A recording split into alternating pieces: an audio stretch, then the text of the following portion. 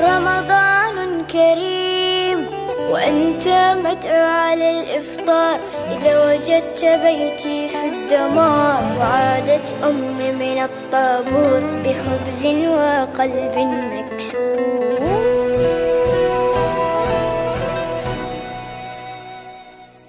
أعوذ بالله من الشيطان الرجيم. بسم الله الرحمن الرحيم. Alhamdulillah Rabbil Alamin. We are grateful to Allah for another great day.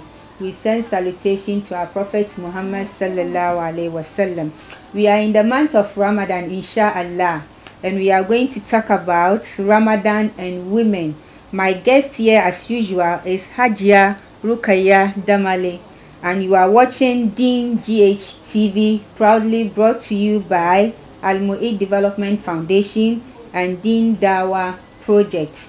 Hajia, assalamu alaikum wa rahmatullahi wa barakatuh. Wa alaikum salam wa rahmatullahi ta'ala wa barakatuh. Inshallah, we are in the month of the great month. The Ramadan is here at last. We are going to talk about women and Ramadan.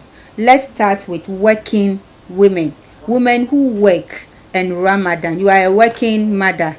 How do you join or how do you combine Ramadan with work? Alhamdulillah, Alhamdulillah, Rabbil Alamin. We thank Allah for His favors. We seek His pleasure, and we ask for His blessing on our beloved Prophet Muhammad Sallallahu alaihi wasallam, and all who helped him to set up this wonderful lifestyle, a religion of pride, one chosen by Allah. Alhamdulillah, when it comes to Ramadan and food preparation, I think it's a matter of planning. It's a matter of planning. Once you know that, you know your work schedule, and you know when you close, you would have to plan. If you planned your diet for, say, a week, you've done your grocery buying, you've cooked what can be kept in the fridge, then what cannot be kept and should be prepared immediately, you plan that as well. Once you have that plan in mind, and you look at your schedule, I, for instance, close by 2. I have some evening schedules, but mainly I close by 2. So if I close by 2, you realize mine is quite easier. But for people like sisters who go to the market or who go to their shops and they will have to trek back home, then it means that this month should be a month of sacrifice where you close early, knowing that what awaits you is bigger and better in terms of blessing than your business. Of course, your business is okay, but it is Allah who is going to bless it. And Allah has called for you to fast this month. So whatever you put into it, it will yield blessings for you. So for me, it's a matter of planning. Planning, buying your groceries, preparing what can be prepared and kept in the fridge. Then what cannot be kept in the fridge, you keep them, you close early so that you'll be able to meet your obligation, not only of cooking, but also of observing the other processes during the fast. Yeah. Aja, you are talking about apportioning your time or planning your time.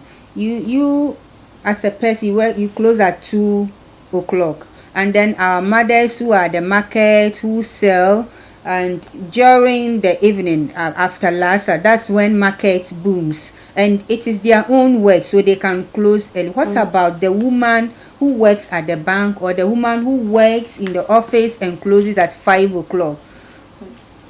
That will be a tough one for her. But of course, if she's been working there for some time, then this is the time. If they are more than 2-3, they can organize and talk to the authorities, so that just as when you have a child, you are asked to work to a point and go and take care of your child. This is a bigger child you need to take care of, the Ramadan fast. If there is that mutual understanding and respect, I think there will be a way out. But where there's no way out, it still goes back to that planning. Once you've planned, when you close, you quickly pick a vehicle and go home, and then continue with the rest of the processes for your food and other activities to get ready before the break of fast. Yeah, talking about work, I'm still at the mother who works during Ramadan. You know, as you said, the person can talk to the authorities or their leaders so that they will consider them. They will close early during Ramadan and go. Here is the case: some private work or private company, they wouldn't allow that. And if you want to or you choose to go and do, they will ask you that if you can't obey the instruction or the rules and regulation, then you can go. Other people want to come in here, and so you have a difficult leader or a difficult boss who is very difficult to convince during the month of Ramadan. Such a woman, what is she going to do? That's a tough one. When push comes to shove, ask for leave without pay.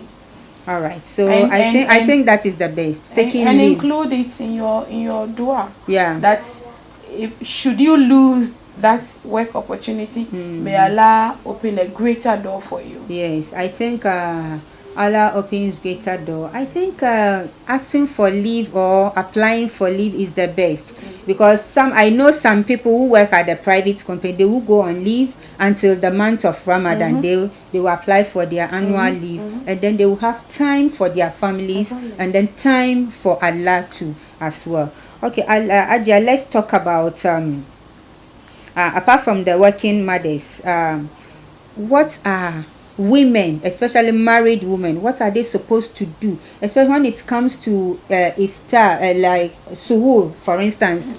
They have to wake up early, prepare, and so on. It's very difficult moment for mothers. So what are the benefits of waking up early to prepare meal for the family to eat during suhoor, and then coming home early to prepare meal for the break of the fast? What are some of the benefits for me?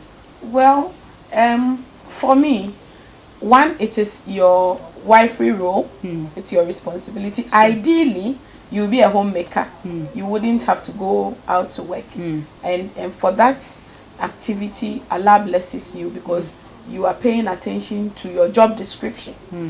But where the opportunity exists for you to go out and work, you can't say because you are now working, you neglect your first responsibility, your family. When you cook for them during ordinary days, you are performing your role, and Allah blesses you. So for me, it's the same, and even more.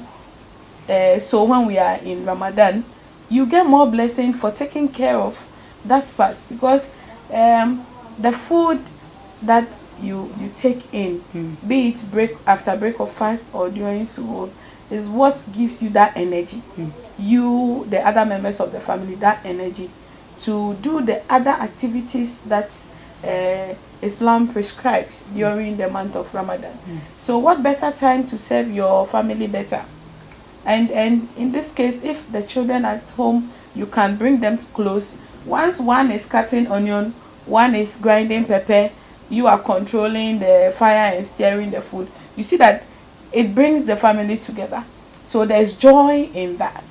There's really joy in that. So for me, it's a rewarding experience if you get the opportunity to do that. Yeah, very rewarding indeed, in the presence of Allah, and then you also get blessings for feeding your family.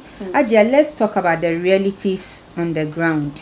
You see that mothers or women, some women sell, for instance, cocoa or porridge, kose, pinka, so during the month of Ramadan, and these food are sold during the break of the fast.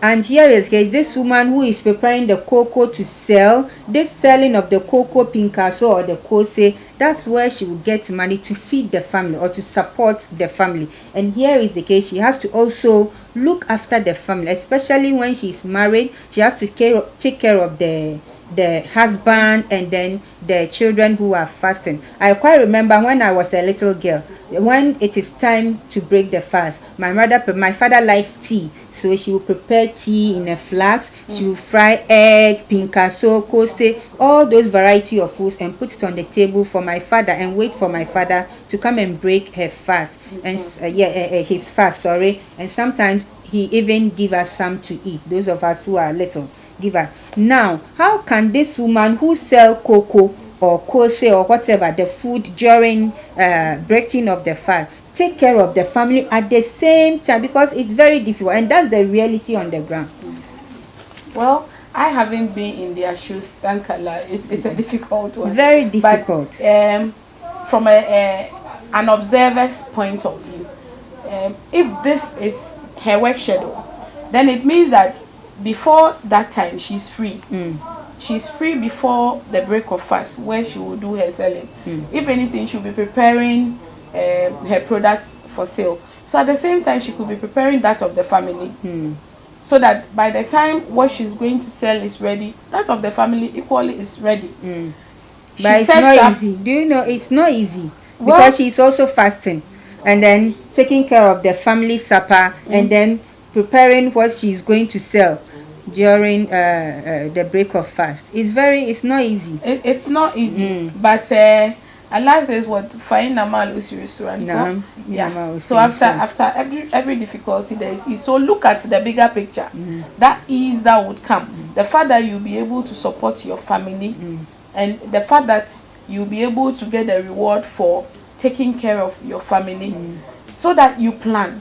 It all goes back to planning. Once you plan your activities, you will find an ease therein. If you don't plan and you do things as they come, even though you know your schedule, then you have difficulty. And look at it. When we break fast, we take something lighter. So if that is the time to take something lighter, by the time you finish selling the products, the cocoa and kose in this case, for those who would patronize to break their fast, when you are done, what will be your business being outside? You quickly get back home and continue with your motherly and wifely roles. All right. May Allah bless our mothers. Amen. May Allah bless them. It's not easy. Fasting coupled with family, taking care of the family, and then also selling. It's never easy. May Allah bless all women. You are watching Deen GHTV, and this is brought to you by Al-Mu'id Development Foundation and Deen Dawa Project. Aja, let's talk about the last issue before we wrap up. About those who are not married, our young girls, our single ladies who are not married, and fasting. Some of them will say that, oh, when I fast, I'll grow lean, and so when I dress, it will not be beautiful, so I won't fast. Some of them don't fast. What are the advice that we give to such ladies? Well, I haven't heard of this excuse before. I think it happens. I think that what girls rather do is to watch their weight, so that you know that that middle there where you are not an adult and you are not a child, the kind of confusion they go through. So they are looking at fashion becomes like the number one thing. So if fashion is your number one thing, then losing some weight would help you rather. Oh, so that is for today's weight, but some of the ladies think that fasting will make them grow lean, and when they wear the kaba, it will not look nice on them. Well, fasting will make you healthier. Look at it from that point of view. It will make you healthier. And Allah says, if only we knew what is in there for us, we would pay more attention and patronize it.